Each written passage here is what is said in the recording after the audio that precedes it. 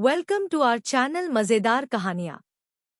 Get ready to embark on an exciting journey filled with captivating content, insightful discussions and endless inspiration.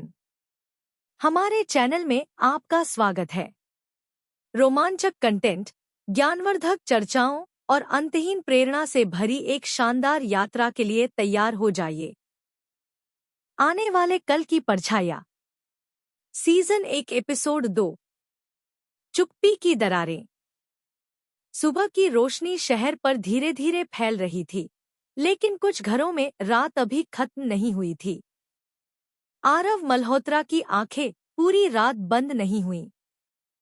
बिस्तर पर लेटा हुआ वह छत को लगातार घूरता रहा, जैसे वहां कोई जवाब लिखा हो, कोई ऐसी बात जो उसके भीतर उठते डर को शांत कर दे.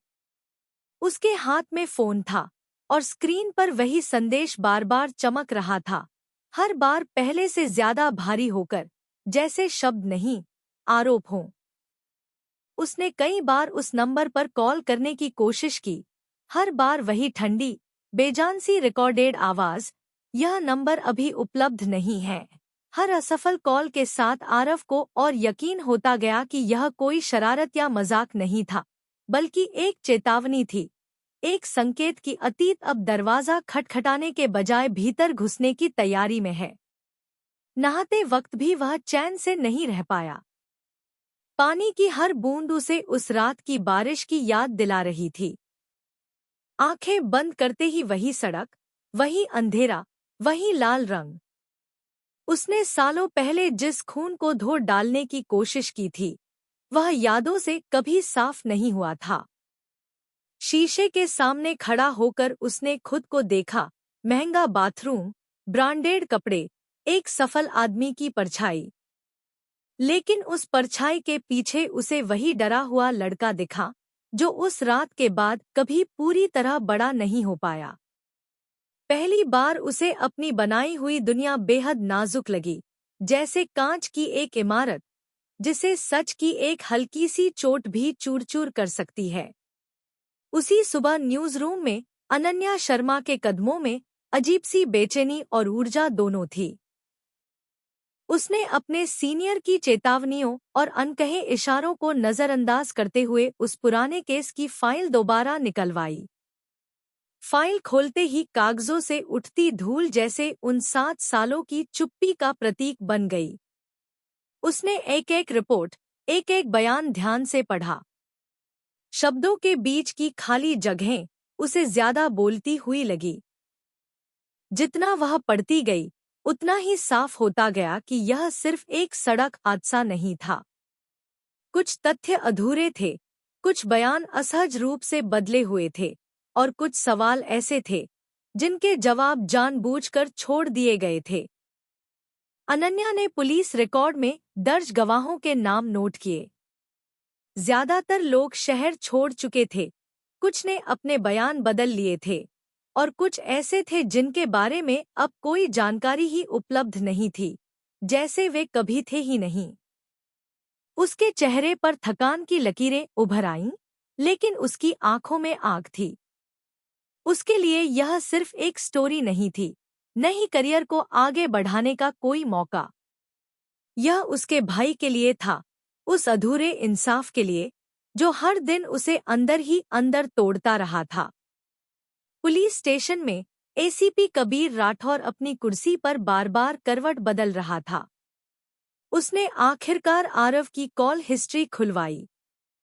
बीती रात के कई मिस्ड कॉल स्क्रीन पर चमक रहे थे. कबीर जानता था कि आरव बेवजह फोन नहीं करता.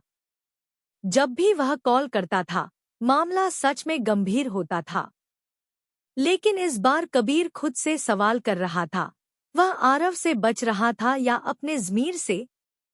उसने खुद को याद दिलाने की कोशिश की कि वह अब सिर्फ एक दोस्त नहीं, बल्कि एक पुलिस अफसर है, जिसे कानून के मुताबिक चलना चाहिए. फिर भी दिल के किसी कोने में डर था, अगर सच सामने आया तो उसे किसका साथ देना होगा, और वह फैसला क्या उसे रातों को चैन से सोने देगा. दूसरी तरफ मीरा खन्ना ने बिना किसी बहाने के शूट कैंसिल कर दिया था. मेकअप रूम में अकेली बैठी वह सामने की खाली दीवार को घूर रही थी, जैसे वहां उसकी जिंदगी का कोई टूटा हुआ हिस्सा चिपका हो। उसके कानों में वही शब्द बार बार गूंज रहे थे, तुम्हारी शोहरत एक झूठ पर टिकी है। उसने फोन उठाकर अपनी पुरानी तस्वीरें देखीं, कॉलेज के दिन, बेफिक्र हंसी, दोस्त, सपने। आखिरी फोटो पर उसकी उंगलियां ठहर गईं। वही रात, वही चेहरे। उसका दिल तेजी से धड़कने लगा। उसने फोन बंद कर दिया, जैसे अतीत को दोबारा बंद करना चाहती हो, लेकिन वह जानती थी कि अब दरवाजे में दरार पड़ चुकी है और सच उस दरार से झांकने लगा है। दोपहर होते होते शहर में एक और हलचल ने जन्म लिया।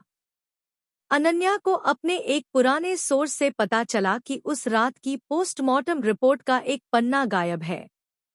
यह जानकारी उसके लिए किसी विस्फोट से कम नहीं थी। अब शक की जगह यकीन ले चुका था। किसी ने जानबूझकर सबूतों के साथ छेड़छाड़ की थी। उसी पल अनन्या ने फैसला कर लिया कि वह अब पीछे नहीं हटेगी। अगर इस सच्चाई को सामने लाने की कीमत उसकी नौकरी, उसकी सुरक्षा या उसकी पहचान भी हो, तो वह उसे चुकाने के लिए तैयार थी। शाम ढलते ढलते किस्मत आरव और अनन्या को एक ही जगह ले आई, एक बिजनेस सेमिनार के बाहर। अनन्या वहां एक आम रिपोर्टर की तरह मौजूद थी और आरव एक सम्मानित स्पीकर की तरह। अनन्या उसे पहचान नहीं पाती, लेकिन आरव उसे देखते ही भीतर तक सिहर जाता है। उसे लगता है जैसे अतीत ने इंसानी रूप ले लिया हो और उसके सामने खड़ा हो गया हो। कुछ सेकंड के लिए दोनों की नजरें मिलती हैं। अनन्या की आंखों में सवाल है, तलाश है। आरव की आंखों में डर है, अपराध है। बिना एक शब्द बोले वे अलग अलग दिशाओं में चले जाते हैं, लेकिन दोनों के मन में एक ही बात साफ है, यह मुलाकात इत्तेफाक नहीं थी। रात गहराते ही शहर के किसी अंधेरे कोने में एक आदमी फोन पर बात कर रहा होता है। उसका चेहरा साफ नहीं दिखता, लेकिन आवाज में अजीब सी ठंडक है। उसके शब्द धीरे हैं, लेकिन जहरीले। अब सबको याद दिलाने का वक्त आ गया है कि कुछ कर्ज कभी माफ नहीं होते। कॉल कट होता है। मोबाइल स्क्रीन पर एक एक कर 5 नाम चमकते हैं और हर नाम के साथ अंधेरा और गहरा हो जाता है। शहर धीरे धीरे सो जाता है, लेकिन अब चुप्पी वैसी नहीं रही। वह दरक चुकी है।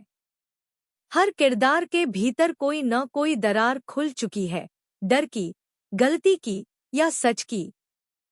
और इन्हीं दरारों से सच बाहर आने लगा है, रुक रुक कर, लेकिन अटल। क्योंकि जब खामोशी टूटती है, तो सबसे ज्यादा शोर सच मचाता है। To be continued. वीडियो देखने के लिए बहुत बहुत धन्यवाद। अगर आपको यह कहानी पसंद आई हो तो लाइक, शेयर और सब्सक्राइब करना बिल्कुल न भूलें। मिलते हैं अगले वीडियो में।